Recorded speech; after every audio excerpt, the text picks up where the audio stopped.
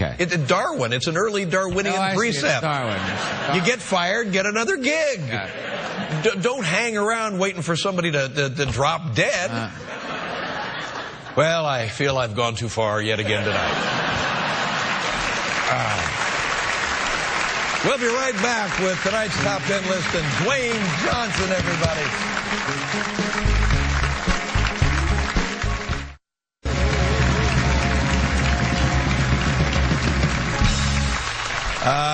Let's see. Our first guest stars in a new film entitled, Oh, The Tooth Fairy, ladies and gentlemen. Yeah. It opens in theaters everywhere on Friday. Here he is, Dwayne Johnson.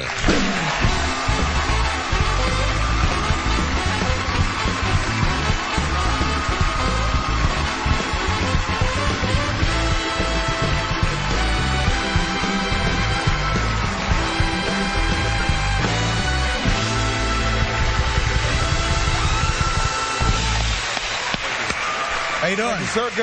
Good. How are you? I'm fine. Welcome to the show. Oh, thank you so much. Let's talk about your college football career. University of Miami? That's right. What position?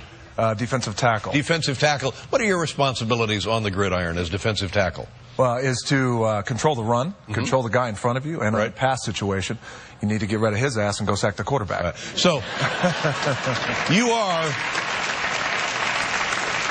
you are down on the line of scrimmage. You are hands down. You're there for every snap. Correct. Now, is that fatiguing? Is that exhausting work? Or do you just jump up and pound a guy, and then you relax, jump up and pound a guy and relax? Or is it, at the end of a game, are you just whipped? Completely exhausted at the end of the game. Yes, absolutely. Sure, and tired. You know what I mean? And national champion? We won a national championship, correct, and we played for it an additional. Thank you. We played for it on two other occasions. As a matter of fact, Alabama, who just won the national championship, last time they won the national championship, they beat us in Sugar Bowl. Yeah. And who did you beat for your national championship? We beat Nebraska. Wow. We shut them out. That's big time stuff. It was. Yeah. It must be great to have that in your background, you know? It's wonderful. And I got to tell you that, you know, it's not until you leave the university that you realize just how much it was a catalyst for so many things, just in terms of hard work and dedication, winning big championships, having big successes, and then also having big failures, too. So for me, when I got out of school, my dream down there at the University of Miami was to go pro, was to graduate and go pro. I graduated, but I didn't go pro. So, you know, those were some of the great lessons that I learned, too. Was there an injury factoring into this?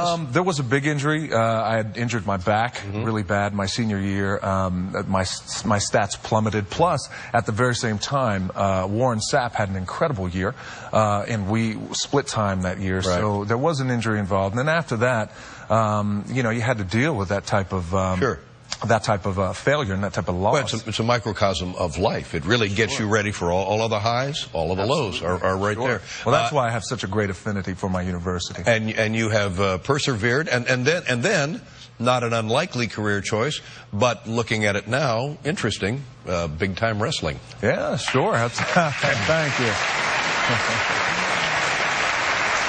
Thank you. Well, you know, we've talked about this. There's a lineage, and you know, my grandfather wrestled in the 70s for the WWF at that time. For Vince McMahon's dad, my dad was there. My uncle's cousins. Your dad's name in the ring? His name was Rocky Johnson. And he was the one half of the first black tag team champions ever in the WWF. And thank you.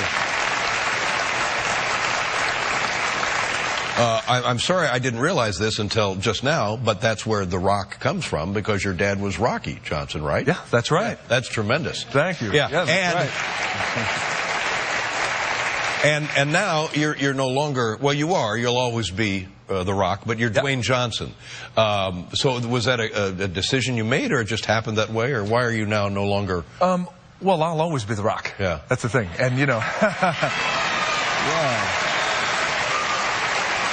You know, I got to tell you, it's so cool, you know, to have, say, for example, Colin Powell come up to you and say, "Hey, how you doing, Rock?" Right. You know, and the other end of that There's, you know, little boys and girls coming up and say, "How you doing, Mr. Rock?" Mr. Rock. So that's so endearing. Well, I got to tell you, as nicknames go, it's a good one. It's a good one. I got to tell you, Dave, it's to me, it's the coolest damn nickname on the planet. In college, I also duck lips, but that was a not as cool. Duck lips. Duck lips. But Dwayne, I want to ask you a question. What would be wrong with Rock Johnson? I mean, if that's not a movie star, I don't know what is. I mean, and then you have the homage to your father, and then you have a great marquee named Rock Johnson, for God's sakes. And whenever you want to return to wrestling, you're ready to go. Ah, good point. You know, well, did you ever consider Rock Johnson? I never did. No. I never did. But what's interesting, again, everybody calls me Rock, so it's a very easy thing to do. We can make it happen and start it here on the Dave Letterman. All right, let's do that. Okay. But I was looking at the notes this afternoon, and there was one line that caught my eye. You talked about when you walk into the arena and there's 25,000 people screaming for you, and you described it as a pop. And all of a sudden that adrenaline coalesces in your system. Sure. And there's nothing like that in the world. I mean, I even get that a little bit here. It's not 25,000 people, but it's the same. But absolutely. You know, and you're right, and it's something very unique and special, and you can speak to it because you do speak to a live audience, and that's something that's very special, and it's something that that as a kid growing up in show business and growing up and coming to the Garden when I was a little kid, something that was always fascinating to me. So to be a part of that, and you can't find that anywhere else. You know, working in front of a live audience, forcing you to have that acumen where you're on your feet and you listen to the crowd. You're wearing tights. Special. You're wearing tights. That's right. Your nickname is Duck Lips. That's right.